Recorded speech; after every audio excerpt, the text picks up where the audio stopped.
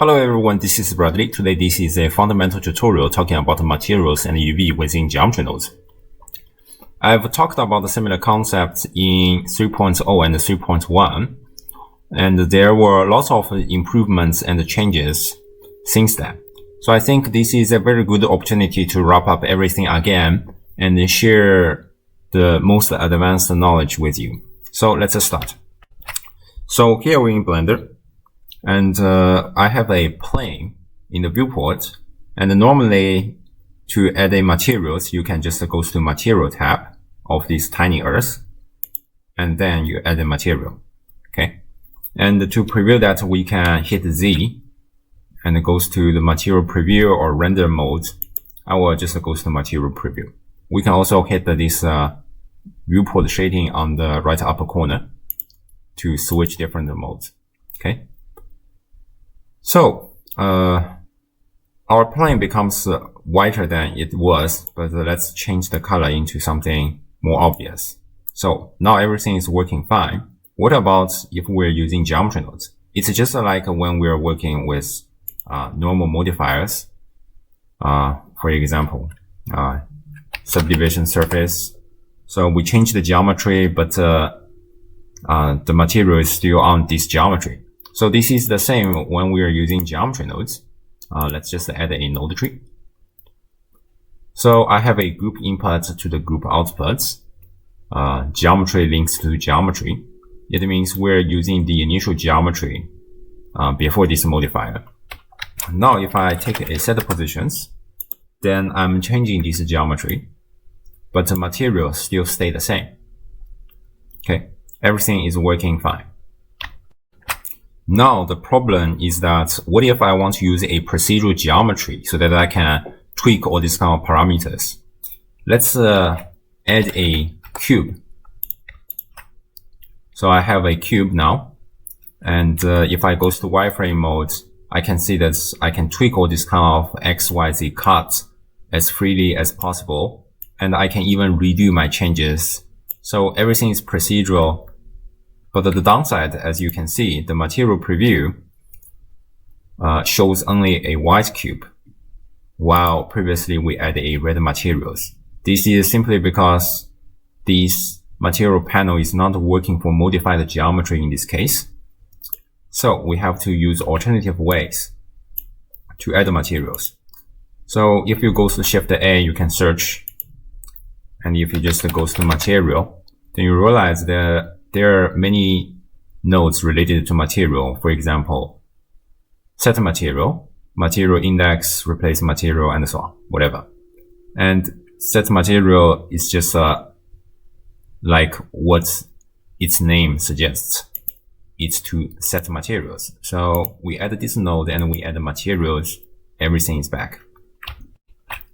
However, this story does not end here, because it looks like we recovered the material, but there is also one issue that will be problematic. So let's add a different texture. Let's go to the shader editor. Instead of having a red material, let's take a checker texture and let's put that into the base color.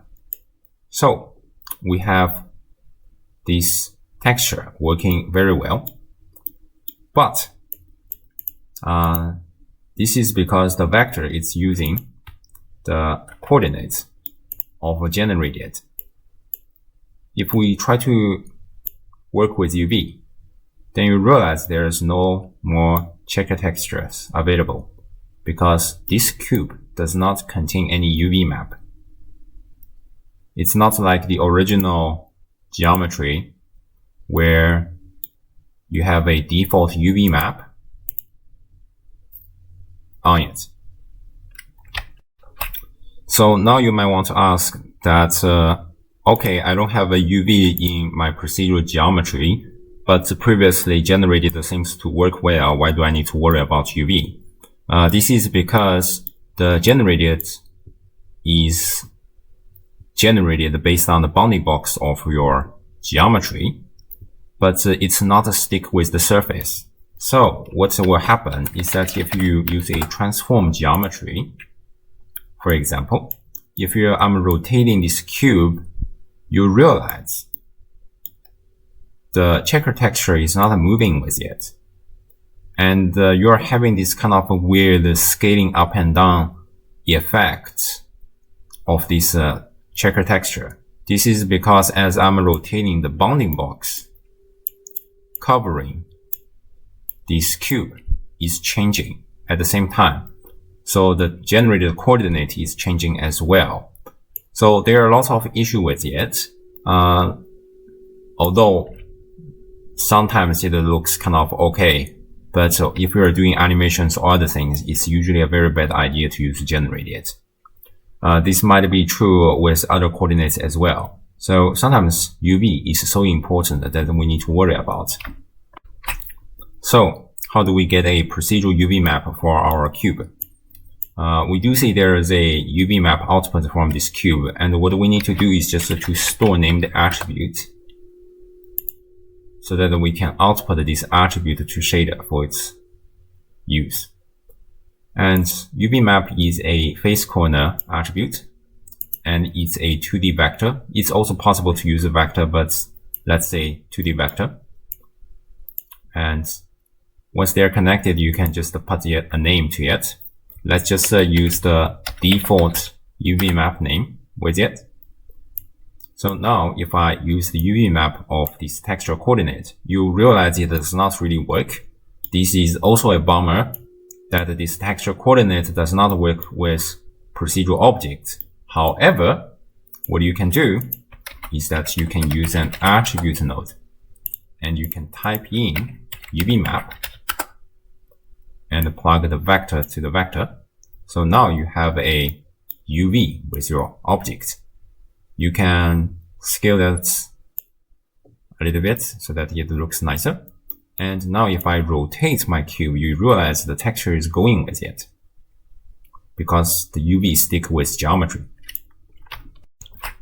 Here you may find that a little bit boring that you have to search for an attribute node and type in UV map every time in this scenario. That's why developer provided a UV map attribute directly from the search so that you can call that and use that directly. Okay, so it makes your life much more convenient. However, I also want to remind you that technically speaking, you can name this UV map to whatever you want. For example, I can just name that as a UV example. And it's working if you type in example, but it will not show in search.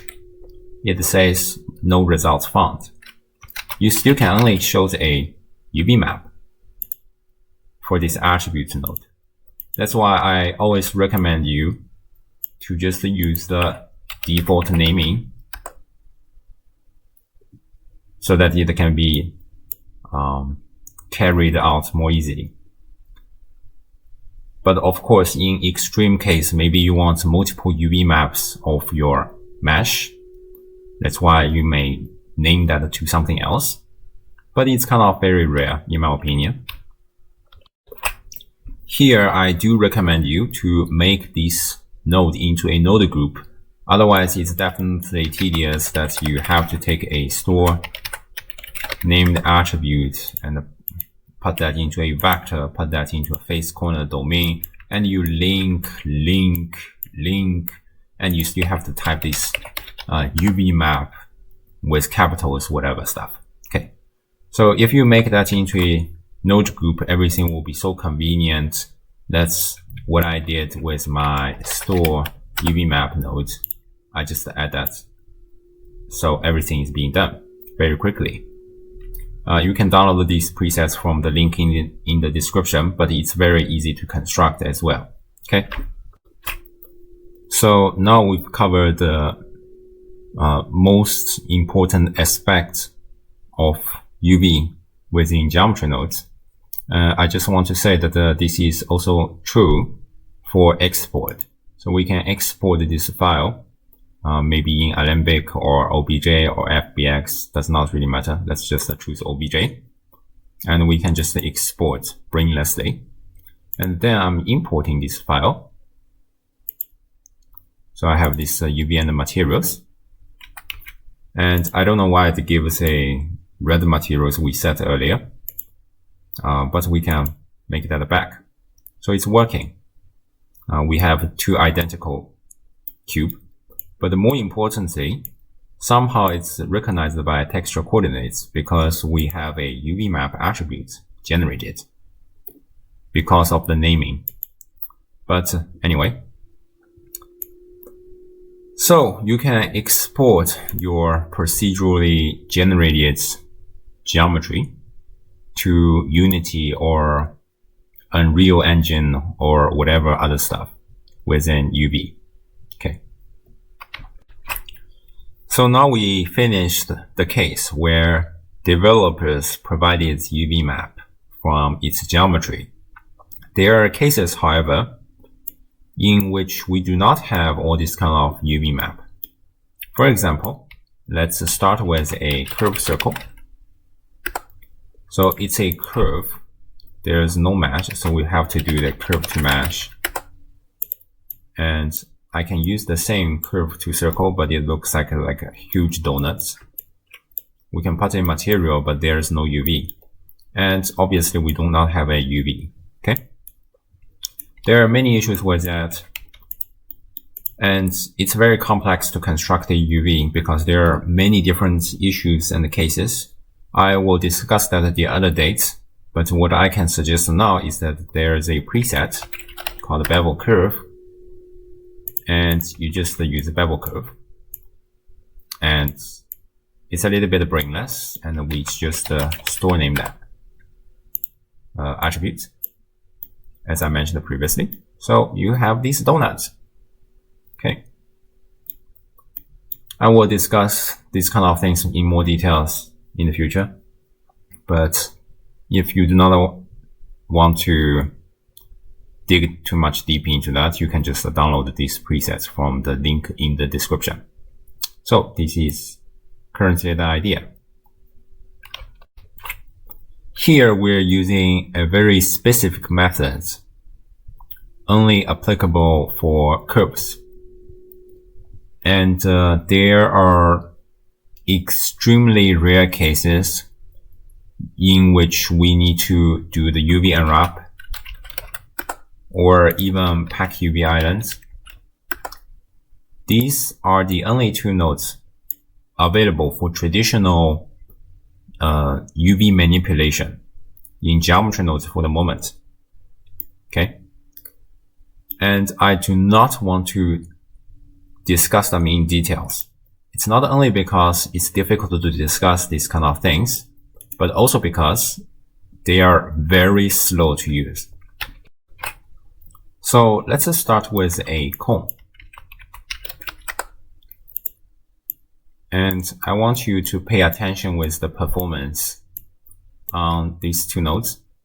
And to make it more obvious, let's make it like a 50 for all vertices, sides, segments, and field segments. Okay.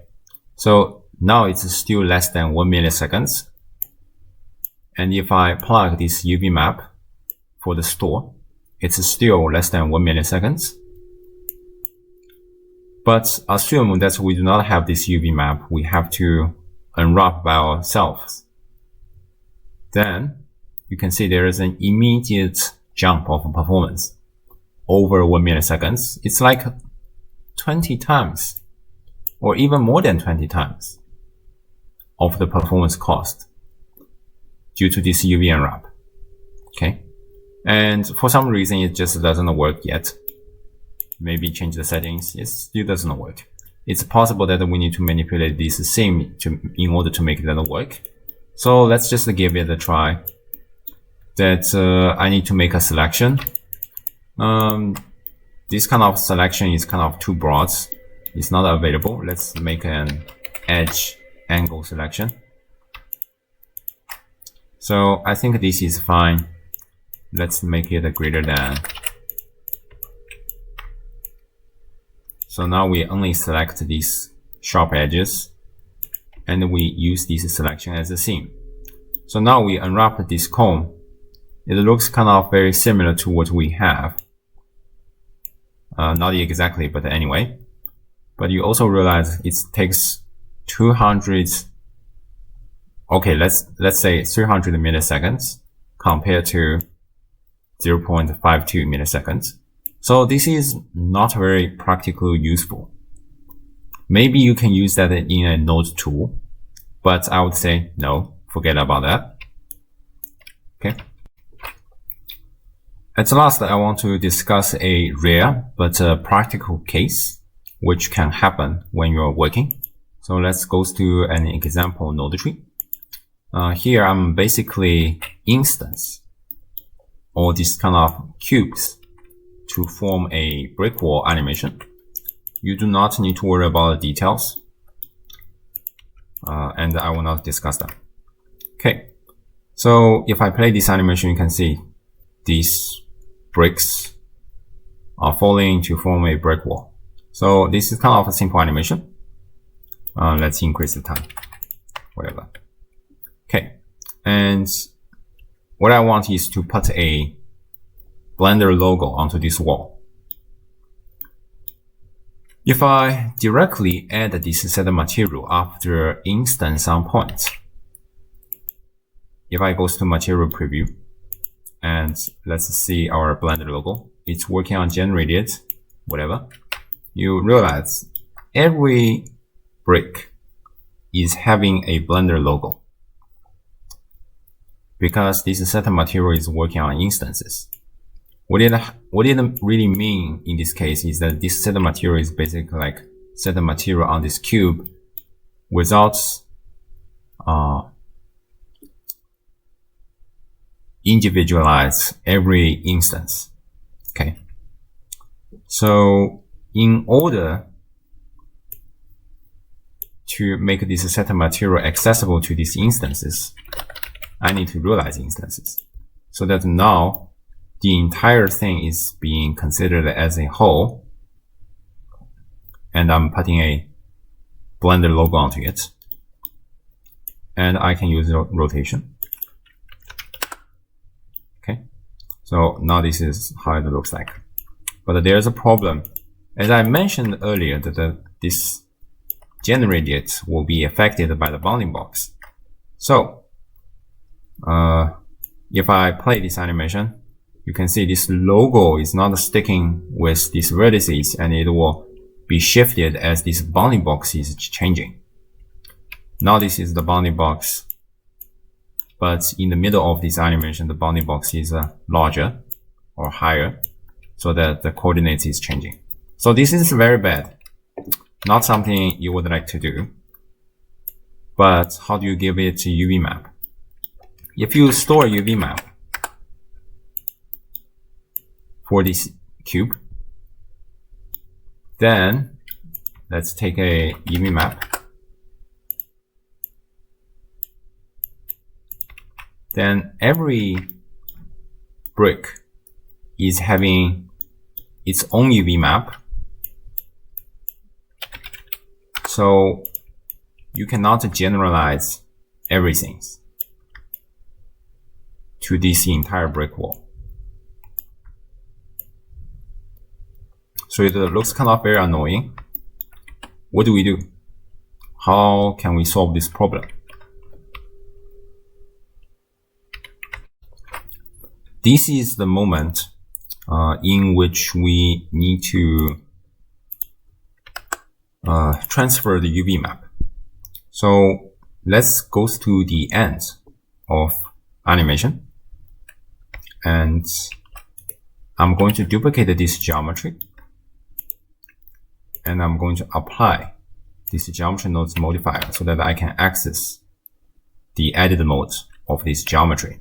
The reason I'm doing this is because I want to use unwrapping method, which is not available within geometrynodes. So now if I'm in edit mode, if I go to hit U, so I have all these kind of other methods, smart UV project, light pack, cube projection, and so on. But I have this project from view, which I think is most suitable for this condition. And then I can UV edit so that to position everything well. So now I have this Blender logo on this wall. And what I need to do is basically to sample the UV from the duplicate. And I have a preset which is called get UVMap. And what I need to do is just to select the object, and it's done. And to break down these presets, basically you just sample index, and let's take an object info. Let's select our duplicates. And as I mentioned, this is a vector for UVMap. So name the attributes. UVMap is called UVMap. And I need to sample by index. And the index, the UVMap is on face corner domain. And I need to store UVMap as I mentioned previously. So now this is working.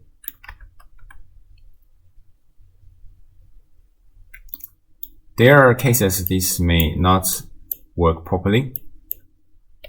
If you find certain issues, you may want to evaluate on domain, so that not only the UV map is on face corner, but the index is also on face corner. But at this particular moment, there is no issue. So anyway, so this is basically the idea. In reality, it can be a little bit more complex. For example, you may really want to mark the same for your own geometry, but that's another story. But basically, that's it. So I hope you enjoyed this tutorial. I'll probably see you next time. Bye-bye.